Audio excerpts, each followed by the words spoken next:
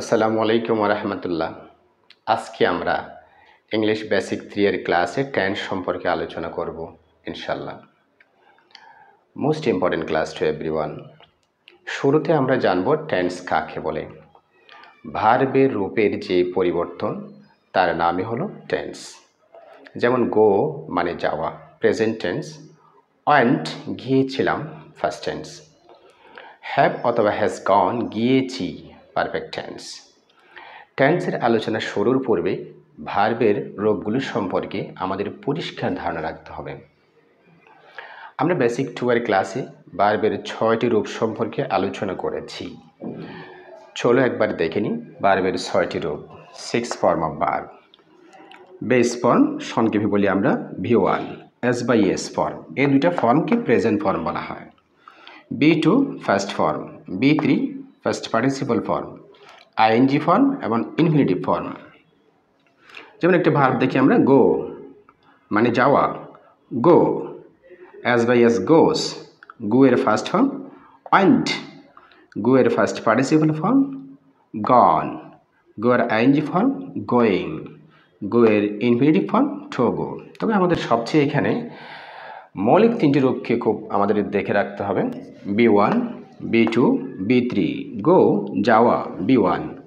Went গিয়েছিলাম, B2। গন গিয়েছি, B3। তবে B3 একাকি বসতে পারে না। হ্যাভ, হ্যাজ, হ্যাড এর পরে ভার্বের কি 3 হয়? B3 হয়। এবার আমরা জানব টেন্স এর প্রকার সম্পর্কে। টেন্স প্রধানত 3 প্রকার: present tense, first tense, future tense. এটা আমরা প্রত্যেকে জানি।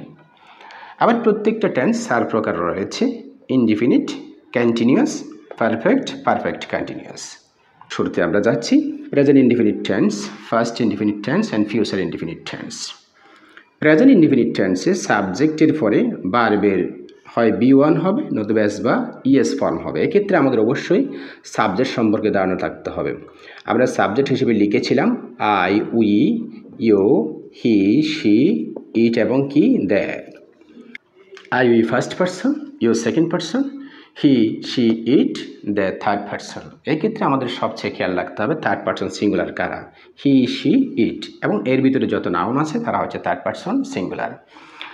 আমরা যাব শুরুতেই প্রেজেন্ট ইনডিফিনিট টেন্সের ক্ষেত্রে সাবজেক্ট যদি থার্ড পারসন সিঙ্গুলার হয় ভার্বের সাথে এস বাই এ যুক্ত হবে।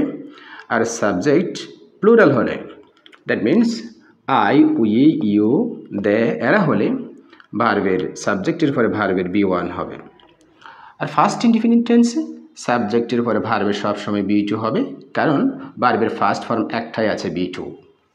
কিন্তু প্রেজেন্ট টেন্সে ভার্বের প্রেজেন্ট ফর্ম দুইটা, একটা বেস ফর্ম, একটা এস বা ইএস ফর্ম। এই জন্য আমাদের খুব খেয়াল রাখতে হবে প্রেজেন্ট ইনডিফিনিট টেন্সের ক্ষেত্রে সাবজেক্ট সিঙ্গুলার হলে পরের ভার্বের সাথে এস বা ইএস যুক্ত হবে। Subject I, we, you, they group থেকে হলে সাবজেক্টের পরে ভার্বের B1 হবে। আর ফার্স্ট টেন্সে সাবজেক্টের পরে সব সময় ভার্বের ফার্স্ট ফর্ম হবে। ফিউচার টেন্সে জাস্ট দুটা মডেল যোগ হবে সাবজেক্টের পরে, উইল অথবা কি শ্যাল। এক্ষেত্রে আমরা খেয়াল রাখতে পারি অবশ্যই সাবজেক্ট যদি I, we, you, that means first person এবং সেকেন্ড পারসন হয় সেই ক্ষেত্রে শ্যাল বসবে। আর সমস্ত third person he, she, it, their ক্ষেত্রে উইল বসে। শ্যাল উইলের পরে ভার্বের B1 হবে। তবে আমাদের বর্তমান ইংলিশ দুনিয়াতে সাবজেক্ট ফার্স্ট পারসন হোক, সেকেন্ড পারসন হোক, থার্ড পারসন হোক, সবার পরে অনায়াসে উইল বসা যাবে। এবার আমরা যাব indefinite tense, first indefinite, present indefinite, future indefinite tense. যদি আমরা নেগেটিভ করি, এটা মোস্ট ইম্পর্ট্যান্ট, কিন্তু নেগেটিভ করতে গেলে প্রেজেন্ট ইনডিফিনিট টেন্সে সাবজেক্টের পরে ডু অথবা ডাস নট বসবে।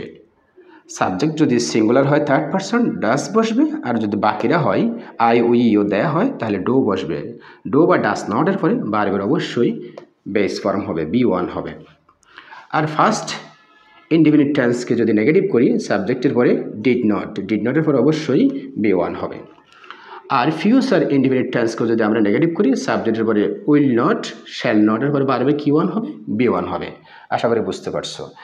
Present indefinite, first indefinite most important. এই দুটো প্রত্যেক গ্রামারের মধ্যে খুব বেশি প্রয়োজন হয়, এই জন্য এই দুটো একদম ক্লিয়ার রাখবে। এরপরে যাবো আমরা কন্টিনিউয়াস টেন্সে। প্রেজেন্ট কন্টিনিউয়াস টেন্সে সাবজেক্টের পর তিনটা অক্সিলারি বসবে, am, is, are. Subject I থাকলে এম হবে, থার্ড পারসন সিঙ্গুলার হলে ইজ হবে, আর যদি ইউ উই দ্য গ্রুপ থেকে হয় তাহলে আর হবে। এম ইজ আর এর পরে ভার্বের সাথে কি যুক্ত হবে? আইএনজি ফর্ম হবে। আর ফার্স্ট কন্টিনিউয়াস টেন্সের সাবজেক্টের পরে দুটো অক্সিলারি ওয়াজ অথবা ওয়ার, এদের পরে ভার্বের সাথে কি যুক্ত হবে? আইএনজি। সাবজেক্ট যদি আই থাকে ওয়াজ হবে, সমস্ত থার্ড পারসন সিঙ্গুলার যদি হি শি ইট গ্রুপ থেকে হয় ওয়াজ হবে, আর প্লুরাল যারা আছে ইউ উই দ্য গ্রুপ থেকে হইলে ওয়ার হবে। ওয়াজ বা ওয়ারের পরে ভার্বের সাথে কি যুক্ত হবে? আইএনজি হবে। ফিউচার টেন্সে সাবজেক্টের পরে উইল বি অথবা শ্যাল বি বসবে, এদের পরে ভার্বের সাথে কি যুক্ত হবে? আইএনজি। এরপরে যাব আমরা পারফেক্ট টেন্সে। প্রেজেন্ট পারফেক্ট টেন্স সাবজেক্টের পরে দুইটা অক্সিলারি হবে হ্যাভ অথবা কি হ্যাজ। সাবজেক্ট যদি থার্ড পারসন সিঙ্গুলার হয় that means he she it group থেকে হয়, সমস্ত নাউন যারা আছে সিঙ্গুলার তারা হয়, তাহলে সাবজেক্টের পরে হ্যাজ বসবে। আর যদি plural that means I we the group থেকে হয় তাহলে সাবজেক্টের পরে হ্যাভ বসবে। হ্যাভ বা হ্যাজের পরে মূল ভার্বের কোন ফর্ম হবে? বি3 ফর্ম হবে, বি3 ফর্ম হবে। আর ফার্স্ট পারফেক্ট টেন্সে সাবজেক্টের পরে একমাত্র একটাই অক্সিলারি আছে হ্যাড, হ্যাডের পরে ভার্বের কি হবে? বি3 হবে। আর ফিউচার টেন্সে ফিউচার পারফেক্ট টেন্সে সাবজেক্টের পরে উইল হ্যাভ অথবা শ্যাল হ্যাভ হবে। উইল হ্যাভ অথবা শ্যাল হ্যাভের পরে ভার্বের কি হয়? বি3 হয়। তোমরা খেয়াল রাখবা যে হ্যাভের পরে সবসময় ভার্বের কি হবে? বি3 হবে। Last perfect continuous. প্রথমে প্রেজেন্ট পারফেক্ট কন্টিনিউয়াস সাবজেক্টের পরে হ্যাভ বিং অথবা হ্যাজ বিং হবে। হ্যাভ বিং হ্যাজ বিং এর পরে ভার্বের সাথে কি যুক্ত হবে? আইএনজি। ফার্স্ট পারফেক্ট সাবজেক্টের পরে হ্যাড বিন অথবা ভার্বের সাথে কি যুক্ত হয়? ING. Future perfect continuous tense সাবজেক্টের পরে উইল হ্যাভ বিং অথবা শ্যাল হ্যাভ বিং, এদের পরে ভার্বের সাথে কি যুক্ত হবে? আইএনজি হবে। আশা করি তোমরা আজকের বেসিক 3 এর ক্লাসে টেন্স সম্পর্কে পরিষ্কার ধারণা পেয়েছো। পরবর্তী বেসিক 4 এর ক্লাসে আমরা সেন্টেন্স সম্পর্কে আলোচনা করব ইনশাআল্লাহ। খুদা হাফেজ।